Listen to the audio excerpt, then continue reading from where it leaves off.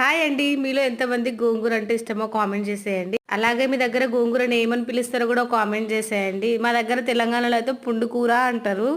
ఆంధ్ర వాళ్ళైతే గోంగూర అంటారు. అస్సాం వాళ్ళు వచ్చి టెంకాపత్తా అంటారు. మరి మన దగ్గర ఇంకా ఏమన్నా వేరే పేర్లు ఉంటే కూడా నాకు తెలవాలి కదా, కామెంట్ చేసేయండి అనమాట. మీకు గోంగూరతో చేసే ఏ ఐటెం అంటే ఇష్టమో కూడా కామెంట్ చేసేయండి. ఇదైతే ఆంధ్ర స్టైల్‌లో గోంగూర పచ్చడి. ఇది మన దగ్గర తెలంగాణలోనేమో పచ్చిమిర్చితోని చేసుకుంటారు కదా, ఇక్కడేమో ఎండుమిర్చితో చేసుకుంటారనమాట. ప్రాసెస్‌లోకి వెళ్ళిపోతే ఫస్ట్ గోంగూరని మంచిగా కడుక్కొని ఆయిల్‌లో బాగా ఉడికించుకోవాలన్నమాట. ఎల్లుల్లి కొంచెం పసుపు వేసుకొని ఉడికించుకోవాలి. తర్వాత డ్రైగా మనం ఫ్రై చేసుకోవాల్సిన ఐటమ్స్ మెంతులు, జీలకర్ర, ధనియాలు, ఎండుమిర్చి వేసుకొని ఆయిల్ ఏం లేకుండా ఫ్రై చేసుకోవాలి. ఫ్రై చేసుకొని ఫస్ట్ వాటిని పౌడర్ చేసుకొని అందులోనే మనం సాల్ట్, గోంగూర వేసుకొని మిక్సీ వేసుకోవాలి.